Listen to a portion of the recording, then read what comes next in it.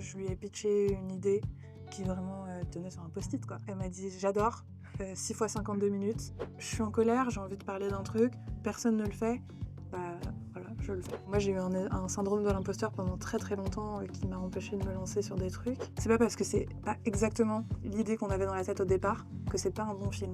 Si ça me met dans cet état-là, dans un film de 14 minutes, qu'est-ce que ça sera un long métrage? Je vais faire une dépression, enfin c'est pas possible. Et il y a toujours un moment quand je fais un film où je suis fatiguée et où je me dis: «Pourquoi je m'inflige ça à moi-même?»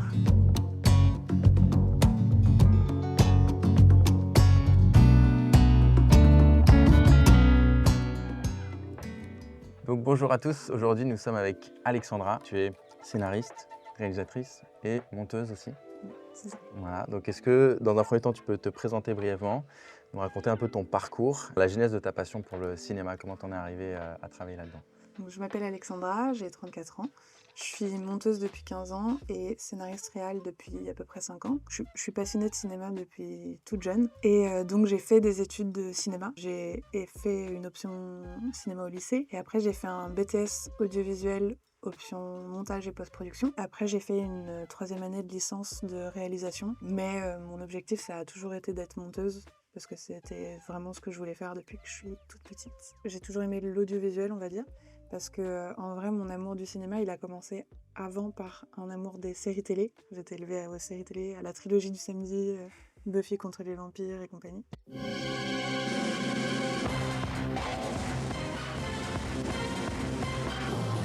Dès l'âge de 11 ans, je voulais être monteuse parce que je voulais être celle qui voit les films avant tout le monde. Et la personne qui voit les films dans l'ordre avant tout le monde, c'est le monteur. Donc c'était ça, c'était mon objectif. Je voulais voir les films avant tout le monde. Et du coup, j'ai fait des études là-dedans. J'ai très vite aimé ça, le montage, et j'ai très vite su que c'était ça que je voulais faire. Donc j'ai vraiment orienté toutes mes études pour faire ça. J'habitais dans le 93 à l'époque déjà. Je faisais 1 heure et demie de trajet pour aller dans un lycée, le seul lycée du département où il y avait l'option cinéma. Grosse détermination. Ouais.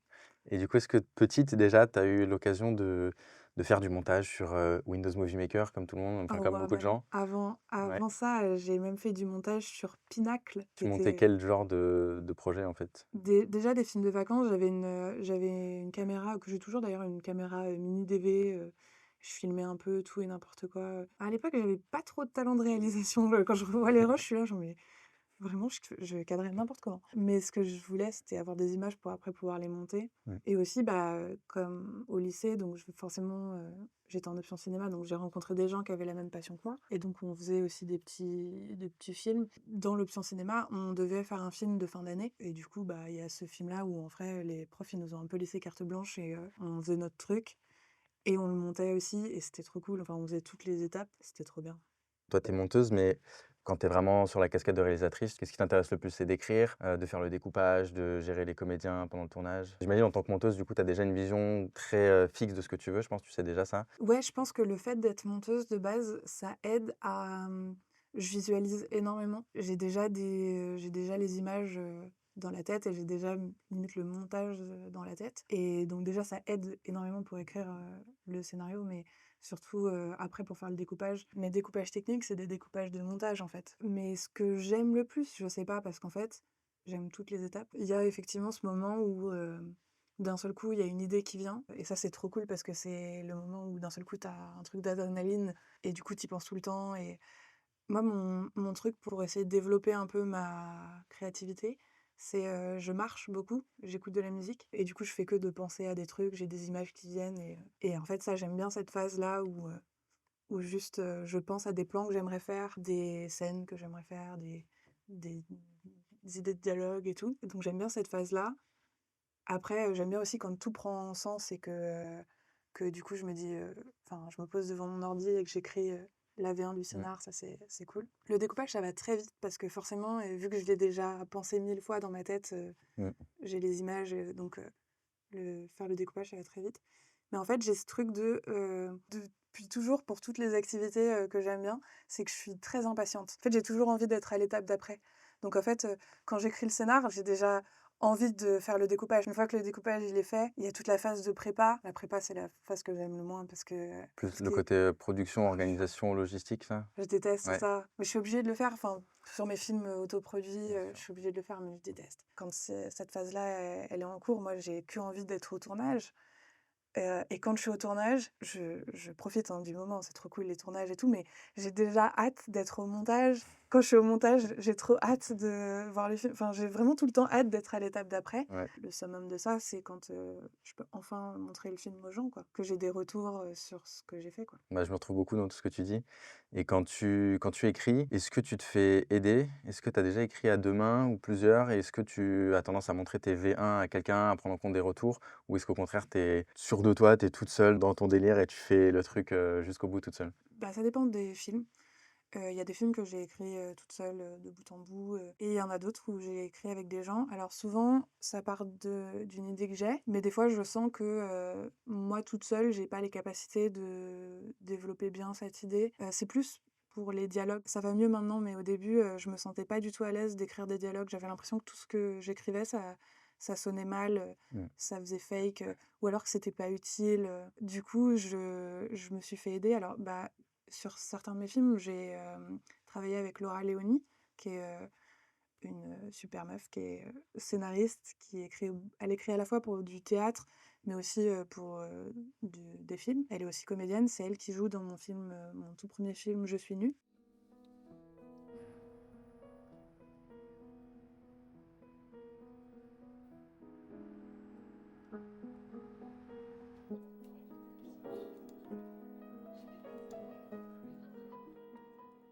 Et elle sait très bien écrire les dialogues. Donc, Mmh. je sais que si à un moment donné, j'ai un film où ça parle beaucoup et que j'ai envie que ce soit pertinent, c'est à elle. Ça a été le cas là de mon dernier film que j'ai fait qui s'appelle Maillot intégral.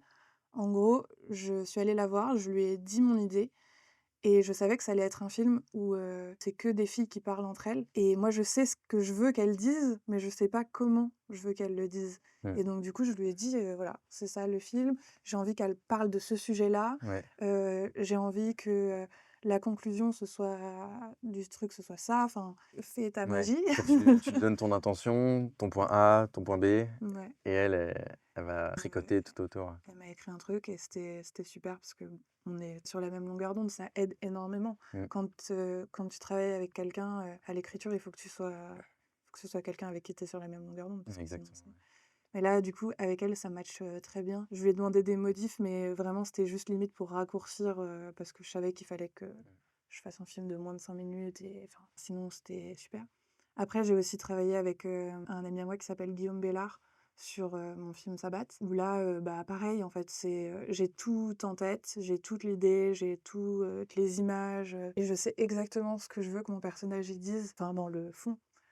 Mais Sabbat, c'est un film qui se passe au Moyen Âge. Déjà que les dialogues, c'est pas ma spécialité quand ça se passe à notre époque, mais Mmh. alors, si en plus il faut, écrire des dialogues qui se font en vieux français, Ouais. j'ai préféré, lui demander de l'aide. Je lui ai dit, «Je veux un monologue, je veux un personnage qui fait un monologue. Je veux que ça sonne un peu comme un discours politique, mais du Moyen Âge», et il m'a écrit le truc et après, bah, évidemment, c'est un ping-pong, quoi. Enfin, il y a un échange et tout. Mais c'est surtout pour ça qu'en général, je demande de l'aide. C'est pour, écrire les dialogues. Après, pour ce qui est, la structure, tout ça, en général, ça, je l'ai.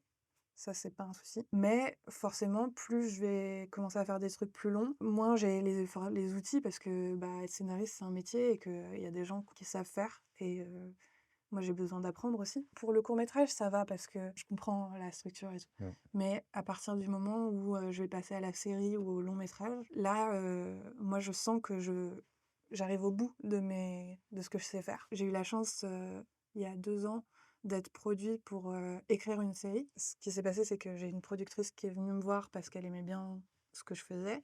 C'est une productrice qui fait beaucoup de séries ou d'unitaires pour la télé. Et elle m'a demandé, elle m'a dit, est-ce que tu as quelque chose à me proposer? Je lui ai pitché une idée qui vraiment tenait sur un... Enfin, mon idée, elle Ouais. tenait sur un post-it, quoi. Elle m'a dit, j'adore, 6 fois 52 minutes. Et donc Ouais. j'étais payée pour écrire ce qu'on appelle la Bible, c'est-à-dire que c'est le dossier que après cette productrice-là va envoyer à des diffuseurs pour trouver des financements et pour trouver surtout où est-ce que ça va être, diffusé, quoi. Ouais. Et donc la Bible, c'est, synopsis, détaillé de la série, résumé des épisodes, et notes d'intention aussi, d'écriture, notes d'intention de réalisation, fiches personnages, tout ça. Mmh. Et donc en soi, c'est un truc, ça fait 20 pages. Mais en fait, pour écrire cette Bible-là, pour faire le résumé complet de toute la série, il faut qu'on sache où on va Ouais. et ce qui va se passer à quel moment. Et donc, il faut faire cette étape de le fameux truc qu'on voit souvent quand on s'intéresse un peu à l'écriture, les gens qui font des trucs avec les post-it de couleurs. Moi, j'avais toujours rêvé de faire ça, mais je savais pas exactement comment, comment ça Mmh. marchait. Mais du coup, quand cette productrice-là m'a demandé de faire ça, moi, je savais que j'ai pas les capacités d'écrire du 6 fois 52 minutes. C'est limite, c'est écrire 6 films, quoi. Et donc, elle m'a dit, voilà, t'as tant d'argent pour faire cette Bible. Soit tu la fais toute seule, et dans ce cas, c'est ton argent. Soit tu prends quelqu'un, et dans ce cas-là, vous partagez l'argent. Moi, j'ai fait le choix de prendre quelqu'un. Donc j'ai travaillé avec une scénariste qui s'appelle Claire Leluerne, qui elle est full scénariste. C'est son métier. Elle réalise pas, elle écrit des séries pour Netflix, pour la télé. Et du coup, j'ai travaillé avec elle et c'était trop cool parce que du coup, elle m'a un peu expliqué comment ça marche, l'écriture Mmh. de séries, à quel moment il faut mettre les retournements de situation, qu'il faut vraiment bien développer tes personnages parce que si à un moment donné, tel personnage il fait une action dans l'épisode 6, il faut qu'on comprenne pourquoi il en est arrivé là et quel est son background, pourquoi Ouais. est-ce qu'il prend cette décision à ce moment-là.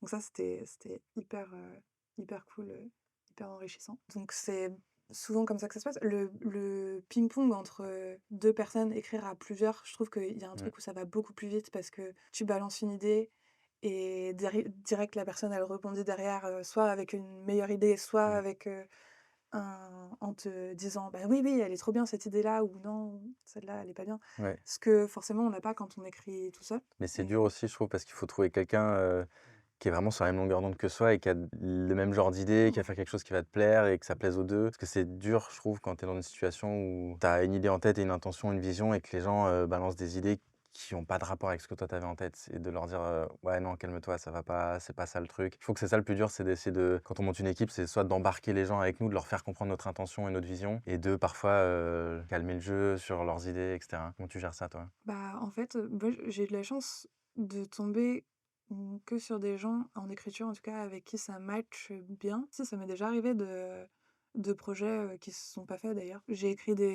un scénar, mais je trouve qu'il y a un truc qui est pas, parfait encore, enfin, et donc du coup, je demande de l'aide à, un ami scénariste ou quoi. Mmh. Et en fait, ça matche pas parce que ça lui parle pas, c'est pas son univers, Ouais, et donc du coup, il me propose des trucs mais qui me plaisent pas, et je sens lui-même que c'est pas son délire, quoi. Et donc du ouais. coup, bah, en fait, on se sent assez vite quand ça matche pas, quoi. Quand la personne te propose des idées, Mmh. c'est pas que les idées sont mauvaises, c'est juste que c'est pas ce que j'avais envie de faire. Du coup, bah, la collaboration s'arrête très vite, quoi. OK.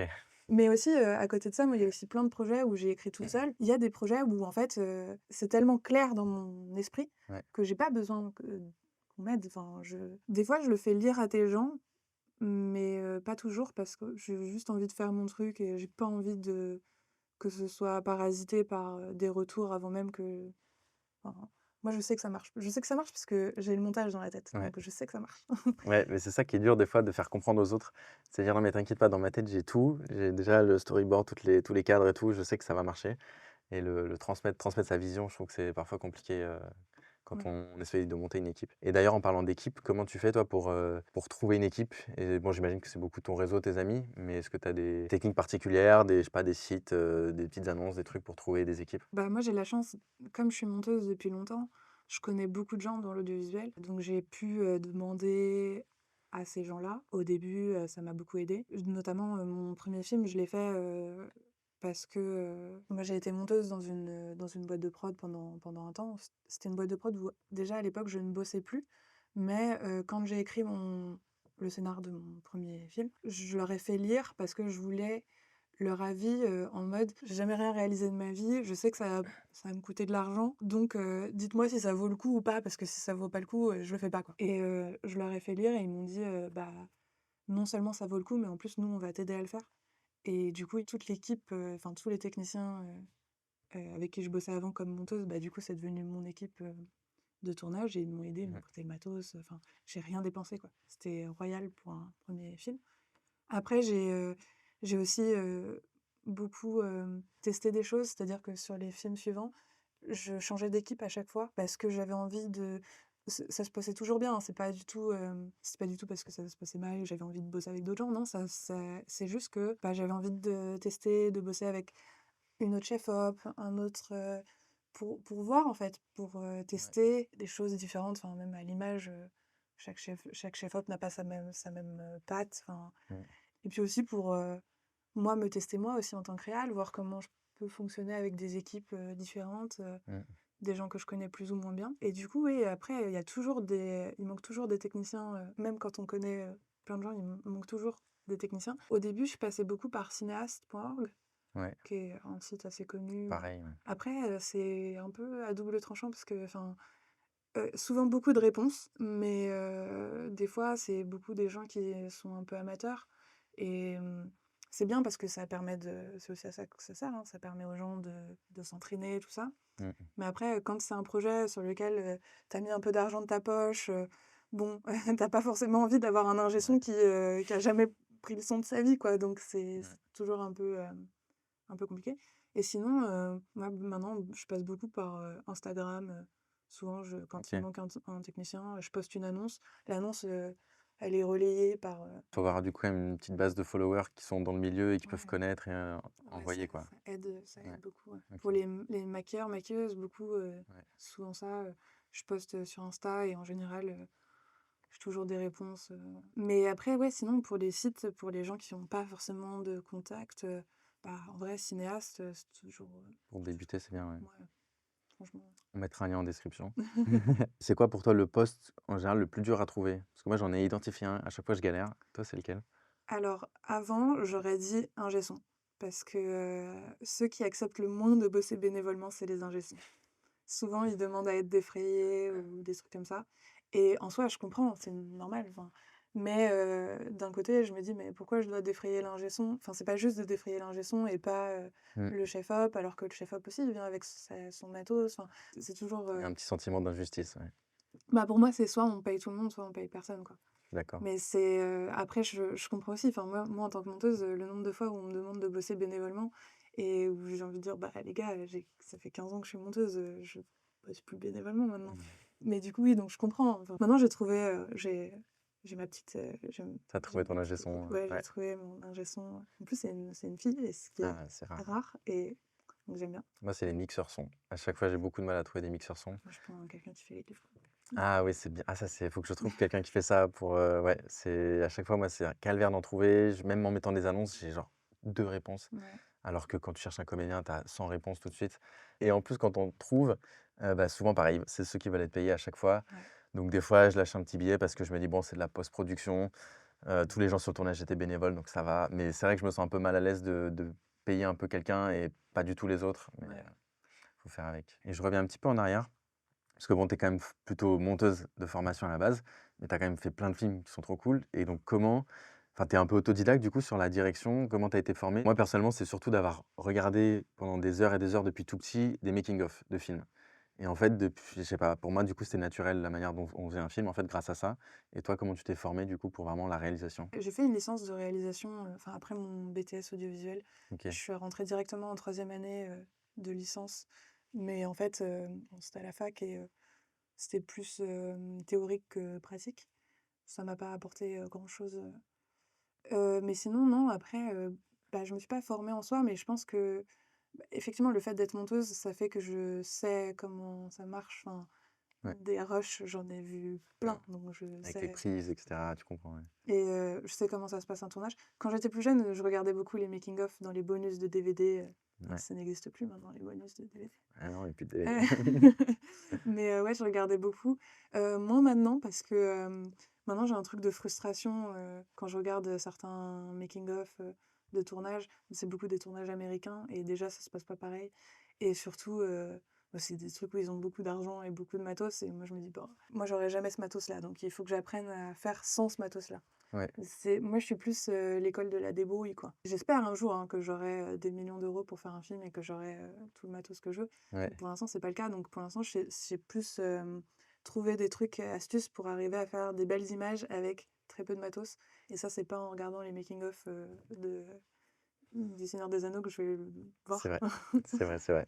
Je sais qu'au début, même encore maintenant, le truc, sur lequel je pêche un peu, c'est, la direction d'acteur. Ça va de mieux en mieux, mais en fait, moi je suis pas actrice, donc qui suis-je pour aller dire à un acteur comment il doit jouer? Enfin, Ouais, j'avais ce truc-là un peu.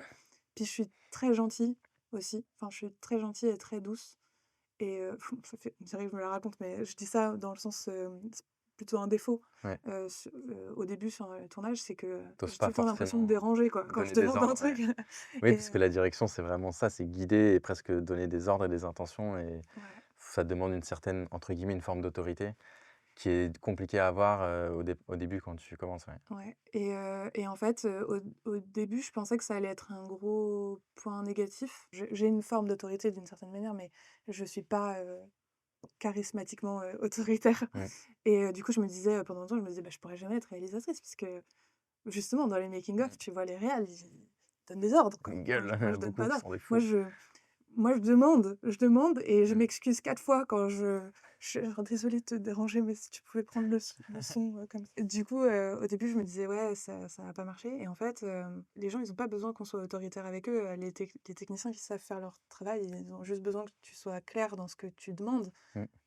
mais à partir du moment où tu as une indication qui est à peu près, cohérente, eux, ils savent faire leur taf, donc tu as pas besoin d'être, la maman, enfin, tu pas obligé de donner des ordres. La douceur, c'est pas si mal parce que donc les acteurs, ils aiment bien Oui, c'est plutôt une et qualité. c'est plutôt une qualité et au final, même, là, maintenant que j'ai fait beaucoup de films, je suis pas spécialement devenue plus autoritaire.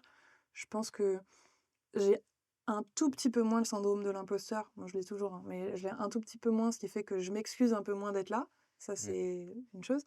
Mais après, il y a aussi le fait que, comme j'ai fait des films qui ont marché en festival, enfin que les gens ont vu, enfin et que donc les techniciens avec qui je bosse ont vu et qu'ils ont apprécié, enfin je pense, Mmh. sinon ils continueraient pas à bosser avec moi. Ça fait que en fait, ils m'écoutent. Il y a pas besoin d'être autoritaire. En fait, ils ont vu ce que je savais faire, Ouais. donc ils savent qu'a priori ce Tes qu'on va faire, ça films va être bien. parlent d'eux-mêmes, en fait. Bah, j'espère. Ouais. L'interview avec Alexandra étant trop longue, j'ai dû la couper en 2 morceaux, donc c'est la fin de la première partie. Je vous invite donc à vous abonner pour ne pas manquer la partie 2 qui sortira très prochainement et qui est honnêtement encore plus intéressante que la première partie. Merci beaucoup d'avoir regardé la vidéo jusqu'au bout, à la prochaine.